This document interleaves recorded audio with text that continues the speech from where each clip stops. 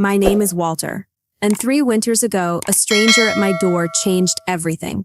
He wore an impeccable suit, the kind cut so clean it almost hummed, and in his hand was a folder stamped with the name of my hotel chain. I thought he was a guest, someone who had wandered up to my private residence by mistake. Instead, he introduced himself as a reporter, chasing down the story of the invisible hotelier. I laughed at first. After all, I had built my empire in the shadows on purpose, working through holding companies and pseudonyms so no one, not competitors, not even my own family, could trace it back to me. But the man at the door had already pieced together more than I was comfortable admitting. "You're the one who turned Haven Rest into a billion-dollar brand, aren't you?" he asked, his voice soft but certain. For a moment, I thought about denying it. Then I realized, what was the point? The empire was real, the hotels were real, the thousands of employees who had staked their livelihoods on my vision were real, and yet, the family who had once dismissed me, laughed at me, cut me out of their lives entirely. They had no idea it was me holding the keys. If you love stories about clawing your way up when everyone else writes you off, hit that subscribe button. You're not going to want to miss what came next. I grew up in Portland, Oregon, in a house where the hedges were always clipped, but the truth was always crooked.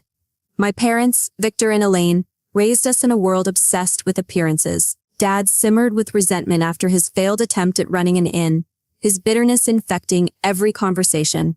Mom lived for status symbols, country club memberships we couldn't afford, handbags bought on credit, dinner parties that left us drowning in debt.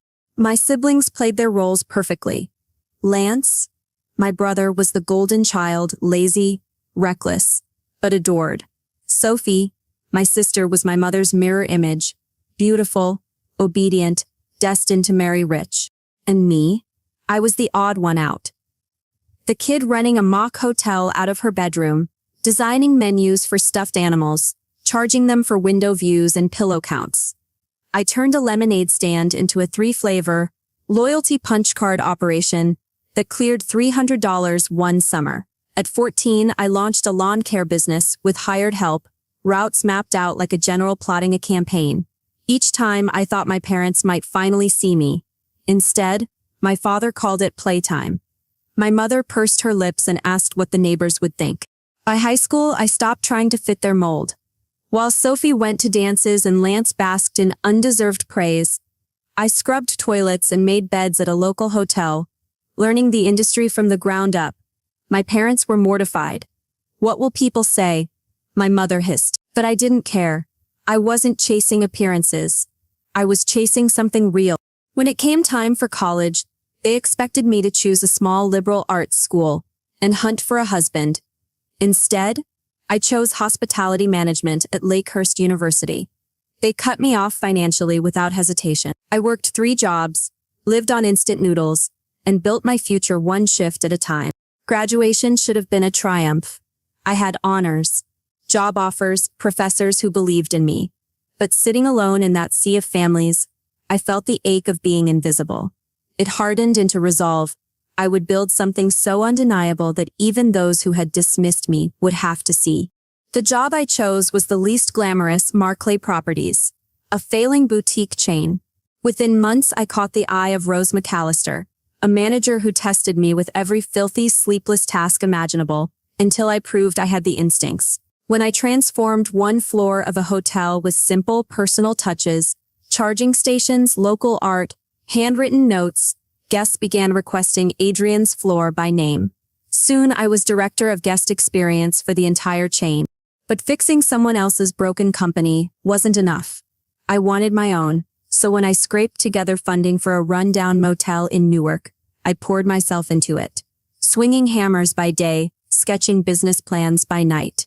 6 months later, Haven Rest opened, and the gamble paid off. It grew and grew, until suddenly I had 3 thriving properties, then 10, then dozens. Venture capitalists came knocking, and I struck deals that catapulted me into the billion-dollar stratosphere. I became the invisible hotelier, anonymous yet unavoidable. And then, like moths to a flame, my family came crawling back. I first heard about it in the most unexpected way. I was staying incognito at a competitor's property in Manhattan. gathering intel the way I often did, quiet, unnoticed, just another traveler with a notepad tucked in her bag.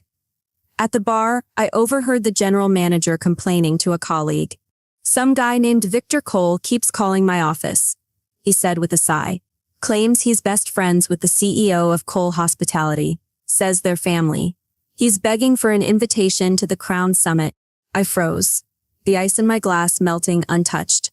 My father, dropping my name like a skeleton key to doors he'd once slammed shut in my face. The irony was bitter. For years, they had ridiculed me, called my ambition childish, my dreams foolish, refused to help me through college, mocked me when I first bought a crumbling roadside motel. Now that I had turned that gamble into a billion-dollar empire, they were clawing at my success using the one thing they had never valued me. A few quiet inquiries confirmed what I suspected. Their carefully curated world had collapsed. My father's latest business gamble had ended in fraud and bankruptcy. The house was in foreclosure. Lance's gambling debts had caught the attention of dangerous creditors. Sophie's fairy tale marriage had shattered, leaving her broke with 2 children. They hadn't even realized that Adrian Cole, the elusive CEO in the business pages, was the same Adrian they had once dismissed. Perhaps they assumed the empire belonged to a man. Or perhaps it had simply never crossed their minds that I could be capable of building it. I had options. I could blacklist them from the Crown Summit entirely, make them pariahs in the very industry my father had once sneered at. But that felt too clean, too easy. No, I wanted them to walk through the doors of the Sapphire Crown in Chicago, my flagship property, and confront the empire they had written off as a fantasy. So I approved their passes, upgraded their rooms to deluxe suites, not the presidential, of course. That was reserved for me. The morning of the summit, I stood on the mezzanine balcony, looking down at the sea of executives and journalists flowing through the lobby.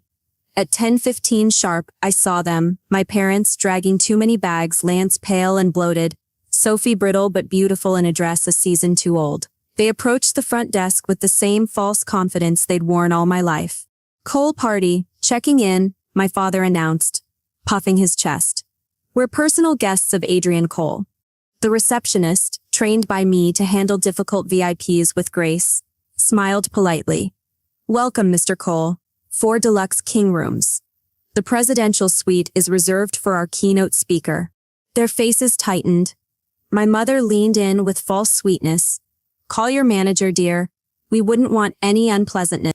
On cue, Michael Tran, my general manager, stepped forward, and that was when I made my move. My heels clicked softly on the marble as I approached. "Is there a problem here, Michael?" I asked, my voice calm, even. My father glanced at me with dismissal, the same way he had all my life. "This doesn't concern you. We're dealing with management." I let the silence stretch, then smiled. "On the contrary, as the owner of this hotel and the organizer of this summit, it concerns me very much." My father launched into his rehearsed story about his close partnership with Adrian Cole. I let him finish, savoring every false word. Then I met his eye. "That's fascinating," I said softly. "Tell me, Dad, don't you recognize your own daughter?" For a moment, the bustling lobby faded into nothing. Their faces drained of color. My mother's hand flew to her mouth. Lance froze mid-scroll on his phone. Sophie's lips parted in a stunned, "Hello, Mom. Dad. Lance. Sophie," I said evenly. "Welcome to my hotel." The silence that followed was almost comical. For once, my father, the man who always had something cutting or clever to say, was speechless. His mouth opened, closed, then opened again like a fish gasping for air. It was my mother who recovered first. Her expression flickered from shock to saccharine sweetness in an instant. "Adrian, darling," she gushed, stepping toward me. "We've been trying to reach you. We are so proud of everything you've done." I didn't move to embrace her. I kept my hands folded calmly in front of me. "That's strange," I said. "I've had the same number for 10 years. Sophie, ever the actress, extended her arms for a hug. "We've told all our friends about you," she chirped. "We knew you'd do great things." I took a subtle step back. Her smile faltered. My father finally found his voice, thick with forced warmth. "Adrian, my girl, what a surprise." He chuckled weakly. "You should have told us what you were building. We could have helped." My voice cut sharper than I intended. I remember calling home during college and being told I was on my own. I remember working 3 jobs while you paid Lance's tuition, Sophie's wedding, Mom's clubs. I remember telling you I wanted to buy a hotel and hearing nothing but laughter. Webo, the mask slipped. His jaw tightened. His voice dipped into the same anger I'd known all my life. We're still your family. I let the words hang in the air before answering. Quiet but steady. Family shows up. Family believes. Family supports. You did none of those things. I turned to Michael. Please see that the Coles are settled into their rooms. Standard amenities only. And make sure every incidental is billed in full. Yes, Miss Cole, he said smoothly, and the weight of the title hit them like a brick. My father's voice cracked as I walked away. After everything we've done for you, I didn't turn. Exactly, I said, and left them standing in the middle of the lobby, stripped of their lies. That night, he cornered me again. His bluster was gone, replaced by desperation. He asked for a private meeting. We've fallen on hard times, he admitted, his voice low. The house, the debts, Sophie's situation. We need your help. For the first time, I saw them not as towering figures who had loomed over my childhood, but as small, flawed people whose empire of appearances had collapsed. I listened. Then I laid down my terms. If I help, it won't be as your partner or your bank. It will be as your daughter, and on my conditions. You go to therapy, all of you. Lance goes to treatment. Sophie learns a trade. You stop living for appearances and start living honestly. If you can't agree, I walk. To my astonishment, my father didn't argue. He nodded, eyes downcast. We have an agreement. The months that followed were unlike anything I had ever known. For the first time in my life, my family wasn't performing for the neighbors or for each other. They were simply raw. Therapy cracked us open. Old resentments spilled out like floodwater, every slight, every wound, every word left unsaid. My father wept in front of me for the first time, confessing how his own failure had poisoned him. My mother admitted that the endless show of status had been less about pride than about fear. Fear of being ordinary, fear of being forgotten. Sophie raged at both of them for grooming her to be ornamental rather than independent, then surprised us all by discovering a talent for event planning. Lance, stripped of his swagger after rehab, learned humility one coffee shift at a time. It was not smooth, not easy. There were shouting matches, walkouts, nights when I doubted it would hold. But slowly, painfully, something shifted. My father began volunteering at a nonprofit, teaching job skills to kids who reminded him of his younger, hungrier self. My mother started painting again, canvases replacing handbags in her closet. Sophie turned her knack for organization into a small but growing party planning business. And Lance, well, Lance showed up to Thanksgiving sober and on time. And for him, that was progress. That Thanksgiving was the first holiday we had shared in more than 7 years. My dining table, usually reserved for colleagues and friends, now held my family. The same people who had once told me I was a joke, now softened by reality and perhaps redemption. The conversation was awkward at times, full of pauses and careful steps. But there was also laughter, genuine laughter. After dinner, my father stood, coffee cup trembling in his hand. His voice cracked as he said, to Adrian, who showed us that success isn't about appearances. It's about honesty and grit and building something real.